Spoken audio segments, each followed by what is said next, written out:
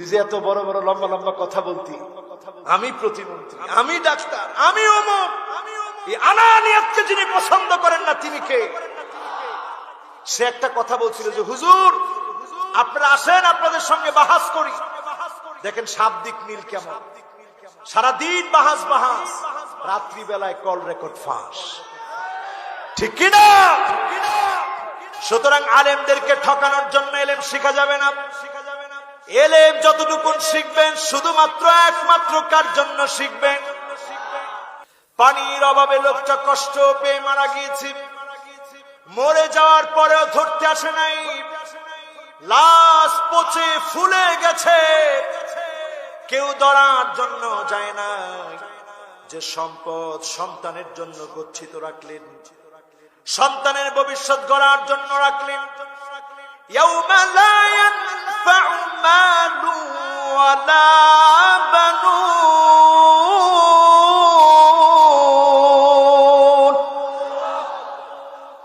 কেউ কিন্তু আপনার কাজে আসবে না, সঙ্গে তো যাবেই না, আপনার পাপের ভাগও কেউ নিবে না। ইয়াউমা ইউহমা আলাইহা ফি নারি জাহান্নাম, আল্লাহ জাহান্নামটাকে টেনে আনবেন, বলবেন কে যাকাত দেয় না, জাহান্নামটাকে টেনে এনে চোখের সামনে শাস্তি দিবে। কারণ অভাবীদের হক তুমি মেরে খেয়েছিলাম, অভাবীদের হক যাকাতের ভিতরে যিনি রেখে দিয়েছেন তিনি কে? আমাদের দেশে যাকাতের চিন্তা নাই, আছে ট্যাক্স কেমনে বাড়াবো। আপনি যদি যাকাত ভিত্তিক চেষ্টা করতেন, একটা টার্ম যেতে পারত না। এর আগে অর্থনীতির চাকা যিনি সচল বানায় দিতেন তিনি কে? কয় নাম্বার? কয় নাম্বার? মাশাআল্লাহ, মনোযোগ একবারে মিয়া ফিল মিয়া, মানে 100-তে 100 আছেন তো? জোরে কোন আল্লাহু আকবার। এখন কি সব মুরব্বীরা আছে নাকি একটু বুড়া লোকেরাও আছে আর জওয়ানরাও আছে? দেখি তরুণরা যাদের বয়স 30 বছরের ভিতরে, তোমরা একটু চিৎকার মেরে বলো তো আল্লাহু আকবার। খাইছে রে খাইছে। এবার যাদের বয়স 30-এর উপরে, আপনারা একটু ডাক দিয়ে বলেন তো আল্লাহু আকবার। কিও আজকের মাহফিল তো দেখি যে মুরব্বী আর জওয়ান সমান সমান। আবার দেখতে চাই জওয়ানরা তোমরা একটু দেখায় দাও, 15 থেকে 16, 17, 18, 30 বছর পর্যন্ত যাদের বয়স, তোমরা বলো আল্লাহু আকবার। এবার মুরব্বীরা আপনারা কোন? লিল্লাহে তাকবীর। এই মাহফিলে সমান সমান। এবার দুই গ্রুপ একত্রে মিলে বলেন লিল্লাহে তাকবীর। বরত্ব কার? কয় নাম্বার? জোরে জোরে কয় নাম্বার? ধন্য গো মা আমেনা, ধন্য আপনার জিন্দেগি, আপনার উদরে জন্ম নিলেন দুজাহানের প্রাণের নবী। আল্লাহুম্মা সাল্লি আলা মাওলানা মুহাম্মদ ওয়া আলা আলি।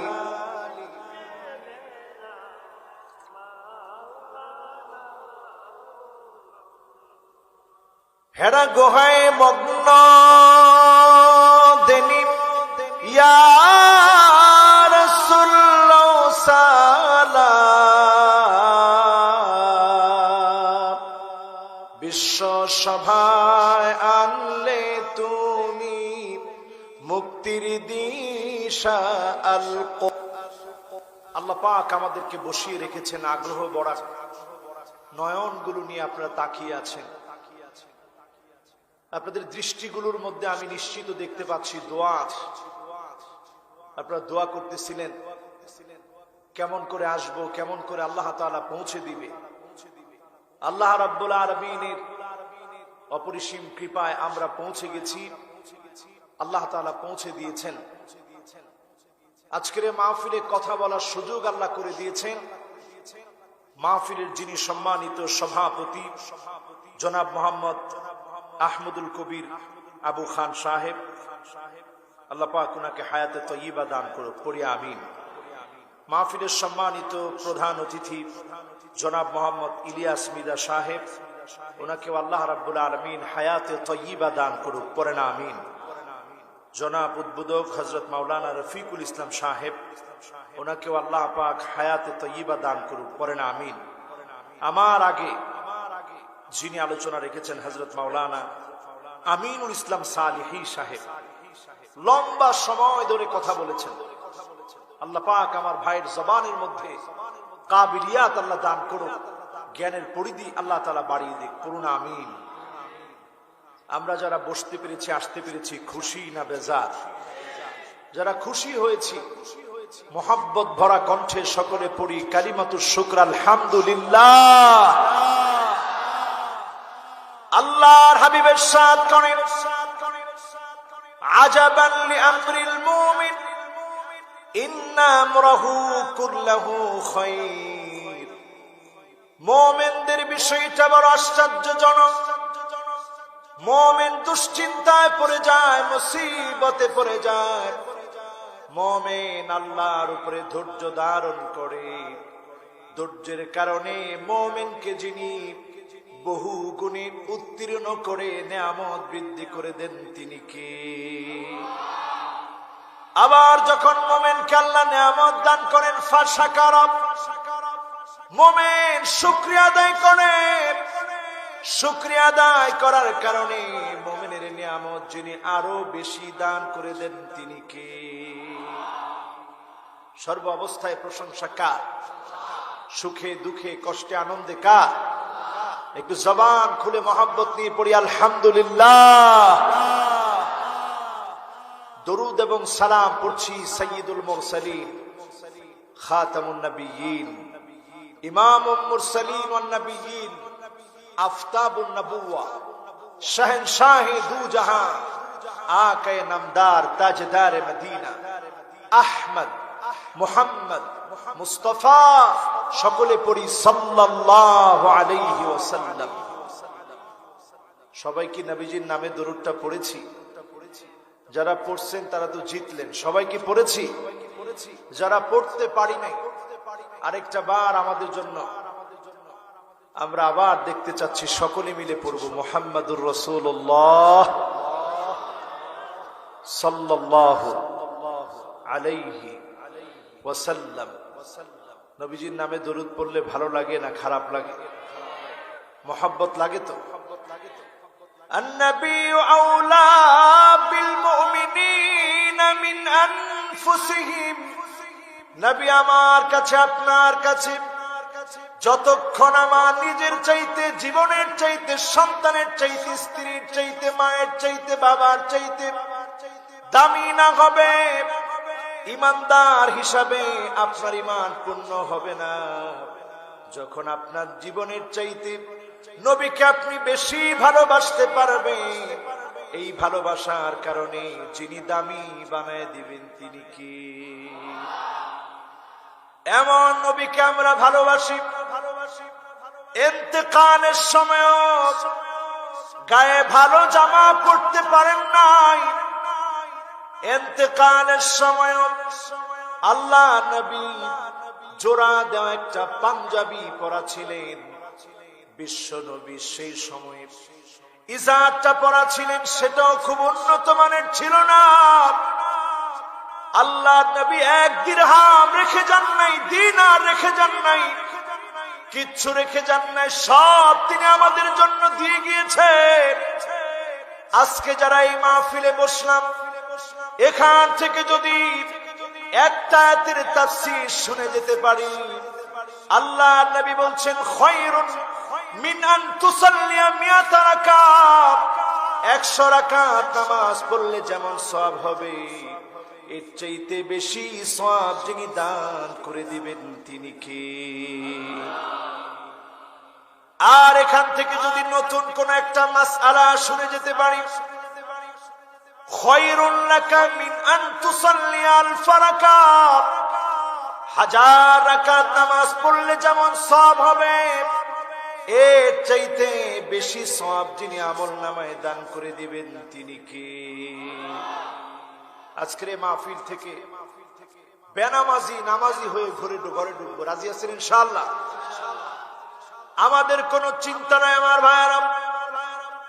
সূরা আলে ইমরান থেকে তেলাওয়াত করলাম, আল্লাহ রাব্বুল আলামিন ডেকে বললেন, ওয়ালা তাহিনু ওয়ালা তাহজানু ওয়া আনতুমুল আ'লাউন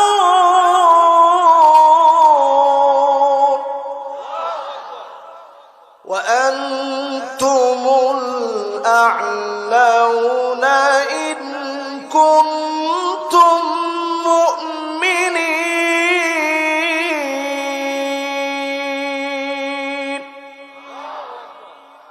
আমাদের কোনো দুশ্চিন্তা নাই, পেরেশানির কোনো কারণ নাই, মন ভাঙার কোনো কারণ নাই। আগামীর বিজয় বিপ্লব যিনি মুসলমানদেরকে দিবেন তিনি কে? শুরু হয়ে গেছে, কিন্তু জিটাও তো বলতে পারলেন। আমি না অনেক দূর থেকে ভ্রমণ করে আসতে আসতে ক্লান্ত হয়ে গেছি। আনোয়ার ভাইয়ের চেহারার মধ্যে ক্লান্তির ছাপ, আমার আয়োজক কমিটির ভাইদের মধ্যে চেহারার মধ্যে ক্লান্তির ছাপ। আপনাদের কোনো কষ্ট নাই তো? আমাদের কোনো দুশ্চিন্তা? বলেন, বিজয় বিপ্লব যিনি শুরু করে দিয়েছেন তিনি কে? 2 দিন আগে আমরা বুঝি নাই এত বড় একটা ধাক্কা খেয়ে যাবে প্রতিমন্ত্রী। খাইছেনি? কেন খেয়েছে আমার ভাইয়েরা খেয়াল করে শুনে। মানসুরিন আলাল হক, এই দিন বিজয়ী দিন, এই দিনকে যারা এই দিনের বিরোধিতা করবে তাদেরকে যিনি নমরুদ, ফেরাউন, কারুন, হামানের মতো ধ্বংস করে দিবেন তিনি কে?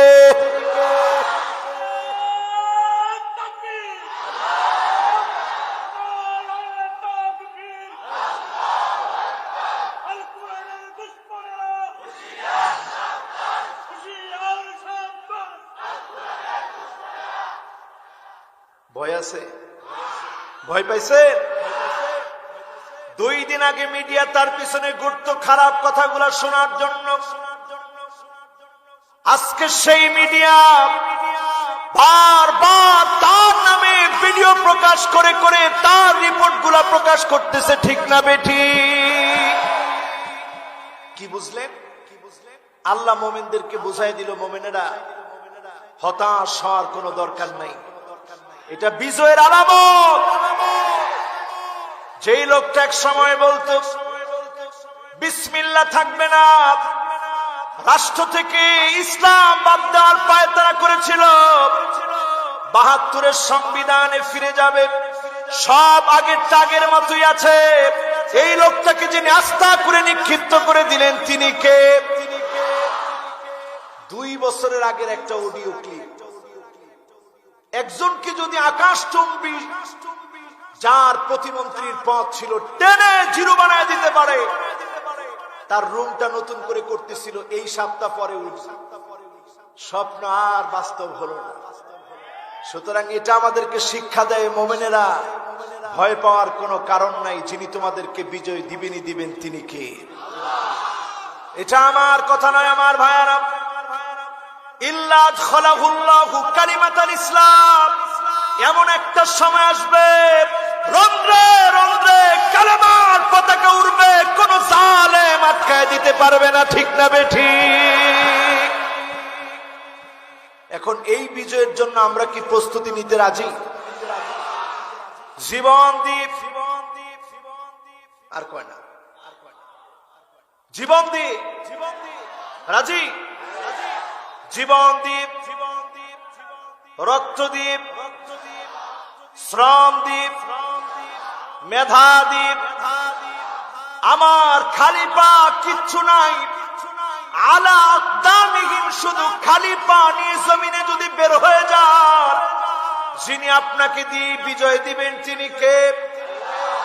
খালি পায়ে বের হবেন, আপনি তাকায় দেখবেন উকবা বিন নাফে তিনি যখন ঘোড়াটাকে সমুদ্রের মধ্যে নামায় দিলেন, বললেন আখবিরিনি, আমাকে সংবাদ দাও, আরিনি, আমাকে দেখায় দাও, ওই পারে যদি কোনো লোক থাকে এই ঘোড়া চালায় সেখানে যাব, সেখানে গিয়ে দাওয়াত দিব। বলেন আল্লাহু আকবার।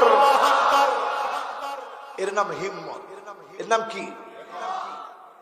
তামিমে দারি রাদিয়াল্লাহু তাআলা আনহুর কথা শুনেছিলেন। আগ্নেয়গিরি যখন ফেটে এসেছে, ওমরে ফারুক রাদিয়াল্লাহু তাআলা আনহুর সময় তিনি শুধু দুইটা হাত, খালি হাত নিয়ে গিয়ে বললেন, আমি আল্লাহর নবীর সাহাবী, ও আগুন দূর হয়ে যাও, দূরে চলে যাও। বলতে দেরি হলো, আগ্নেয়গিরি যিনি থামায় দিলেন তিনি কে? আপনার চোখের সামনে কি দাঁড়াইছে? আমার চোখের সামনে কি দাঁড়িয়েছে?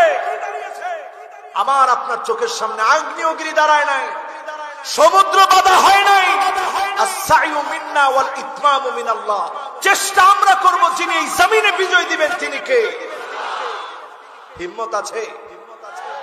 যদি জীবন দেওয়া লাগে, রক্ত দেওয়া লাগে, শ্রম দেওয়া লাগে, সময় দেওয়া লাগে, পরীক্ষা আসে, জেল, জুলুম, নির্যাতন, নিপীড়ন, সব প্রশিক্ষণ। এই প্রশিক্ষণকে বাস্তবায়ন করার জন্যই আমরা যখন মাহফিলে আসি, নিজেরা নিজেদের পকেট থেকে কি দেই?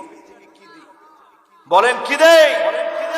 আমাদের মাহফিল গুলোতে টাকা আমরা নিজেরা নিজেদের পকেট থেকে দিই। এই যে পকেট থেকে দেন, সম্পদ ব্যয় করেন কার জন্যে? বলেন কার জন্যে? আজকেও আমরা ব্যয় করতে কি রাজি? কোরআন কারিমে আল্লাহ বলেন, ওয়া কানাল ইনসানু কাতুরা।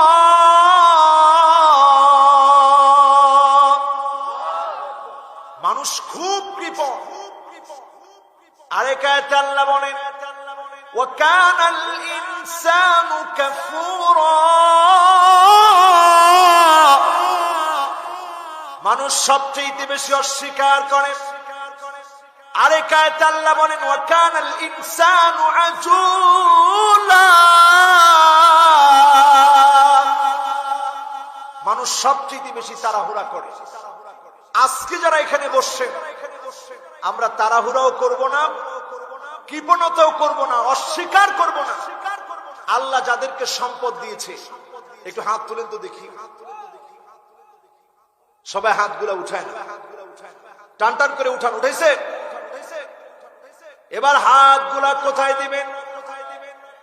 হ্যাঁ, পকেটে দিবেন বিনা আওয়াজে। ভলান্টিয়াররা ঢুকবে, আলোচনাও চলবে, কোনো আওয়াজ হবে না। পাশ থেকে যেন এটা বলতে না হয়, উস্কুত ভাই তুমি চুপ থাকো। সবাই আমরা যার যার মতো দিয়ে দিব। বলেন ইনশাআল্লাহ। এবার আসেন আমার ভাইয়েরা, এই জমিনে আপনারা কি দেখবেন সামনের দিনে? আমাকে আলোচনার বিষয় দেওয়া হলো সূরা জিলজাল। এই জমিনে দেখবেন এক নম্বরে কিয়ামতের গল্পটা বলে যায়। শুনবেন না কষ্ট হয়ে যাবে?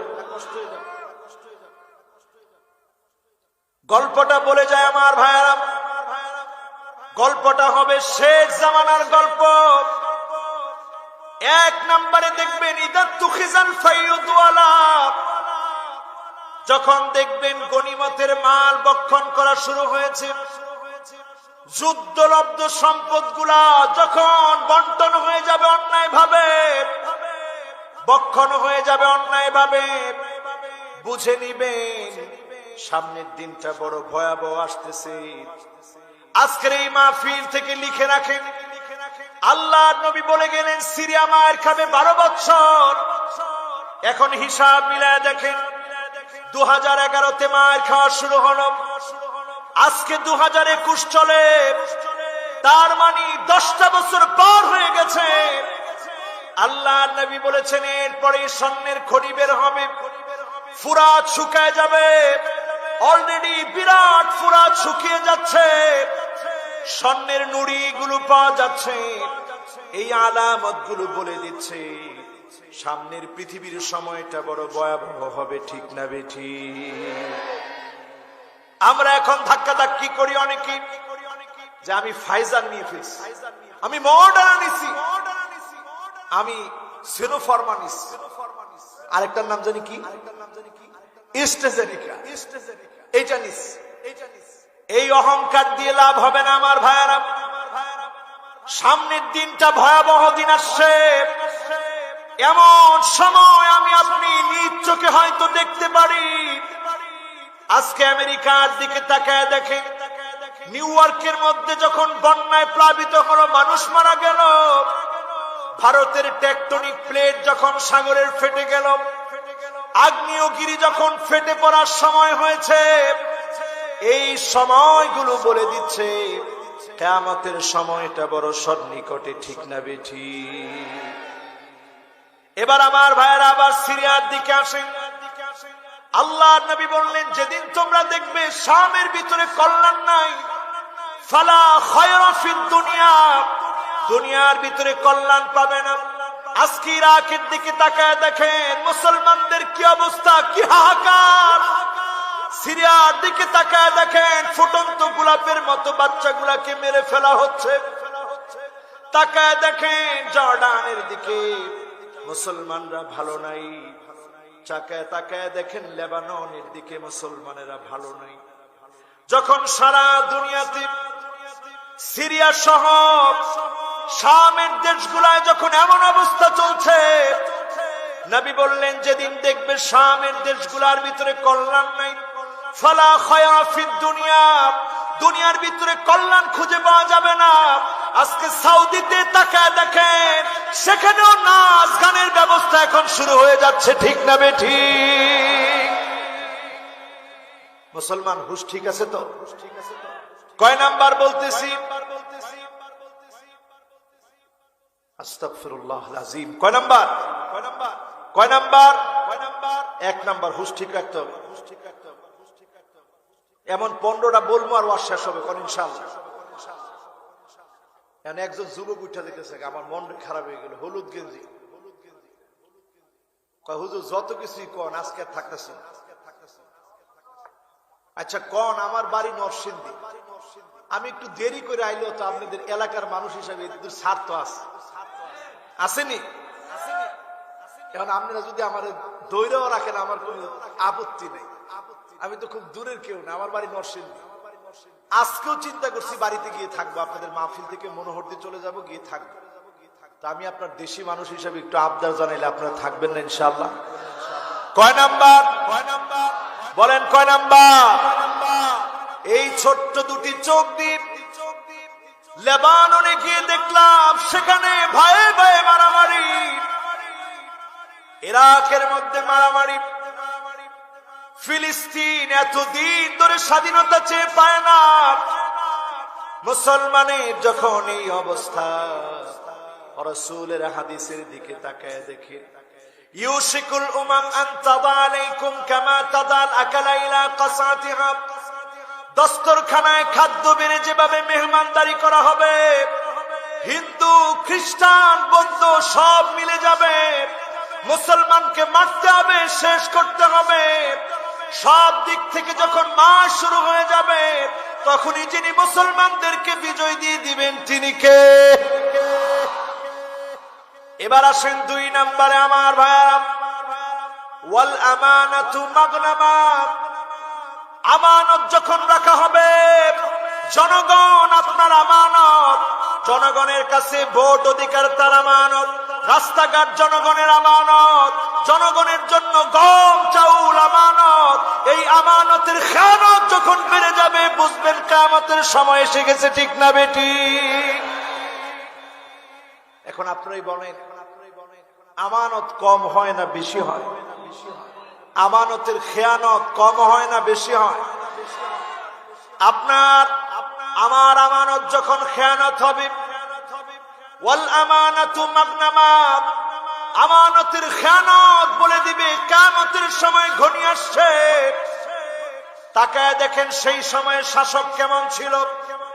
তাদেরকে শাসনের কথা বললে ফুপায় ফুপায় কাঁদতেন, আর এখনকার সময়ে সামান্য মেম্বার হওয়ার জন্য কোটি টাকা খরচ করে, ঠিক না বেঠিক?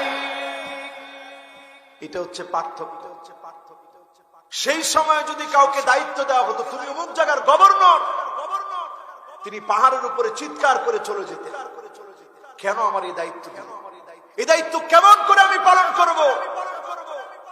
আবু বকর রাদিয়াল্লাহু তাআলা আনহু যখন বিশ্ব নবীর অর্ডারে মুরু আবা বকর ফালিউসাল্লি, আবু বকরকে গিয়ে বলো আবু বকর যেন ইমামতি করে, আবু বকরের বুঝ চলে আসলো, আল্লাহ নবী আর হয়তো বেশি দিন দুনিয়াতে নাই, তিনি ইমামতির মধ্যে দাঁড়িয়ে তিলাওয়াত করতেন, ফুপা ফুপা এত পরিমাণে কান্না করতেন, ফিস ফিস আওয়াজ ছাড়া তেমন কিছুই বোঝা যেত না, কান্নার কারণে পড়তে পারতেন না।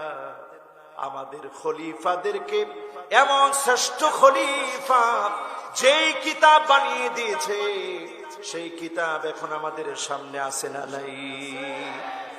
সেই কিতাব ঠিকই আছে, কিন্তু এই কিতাবের একটা আয়াতে বাস্তবায়ন সুদীর্ঘ 50 বছর আমরা করতে পারি নাই, ঠিক না বেঠিক?